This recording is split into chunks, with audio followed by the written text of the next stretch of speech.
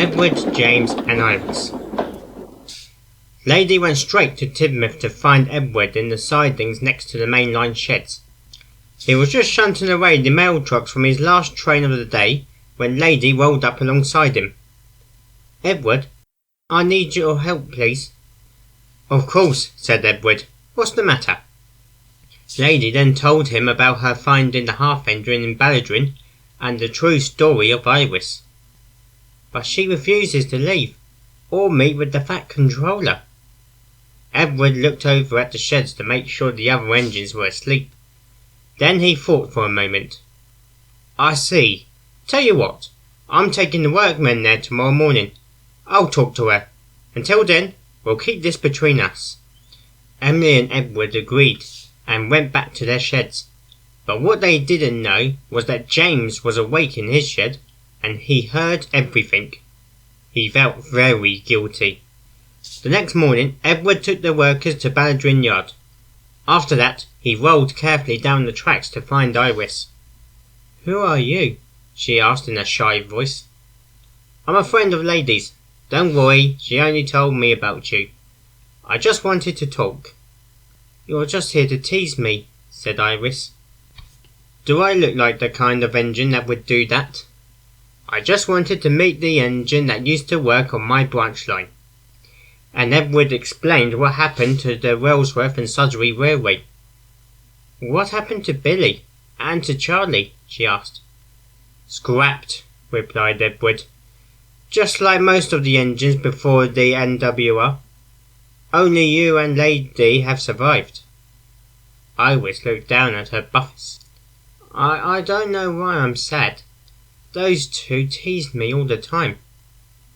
Then her face froze in shock, followed by another scream. There on her buffers was a small spider. Edward's crew could see that the spider scared her, and they carefully removed it.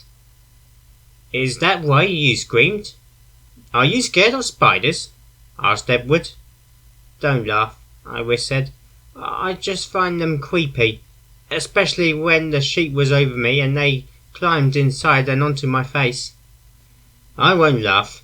Lots of people have arachnophobia, and everyone's afraid of something." "What are you afraid of?" she asked. "Snakes," replied Edward. "They make me feel uncomfortable. Thankfully I haven't seen one on Sodor yet." As the two engines talked, Edward noticed that Iris slowly began to smile. Edward then made his offer. "Why don't I take you to the works? At least let's get you repaired." "Can I trust you?" "You have my word, and my word is unbreakable." So Iris nervously agreed. While Edward went to collect the breakdown cranes, the workmen began to clear the overgrown bushes and trees around Iris.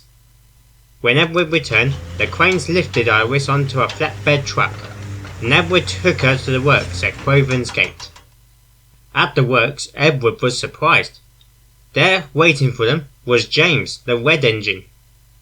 "What are you doing here?" he asked. James explained that he overheard him and Lady talking about Iris. "I wanted to come and apologise to Iris. If I knew you were still around today, I would never have told that story." Iris was speechless. "Nobody's ever said sorry to me before. Thanks." "So this is our friendly ghost," came from a voice. It was Sir Topham Hatt. "How did you find out, sir?" asked Edward. "Nothing happens on this railway without me knowing about it. Besides, James told me." "I wanted his help to restore Iris and help her be really useful." The Fat Controller then stepped towards Iris. "I know your story and understand. If it's all right with you, me and the other engines would like to build trust with you, and understand if it takes time." "Thank you, sir, but if it's all right, I'm not ready for crowds." "I see, and I've got an idea. You can work on the Harwick branch line. It's a quiet line on the coast, and Arthur will want to help you." Edward and James were very pleased. Nowadays, Iris is mended and painted dark blue with white lining. The Fat Controller even had an eye patch made for her, so she could feel comfortable around the others. Arthur welcomed her to his branch line, and the two of them have worked together since.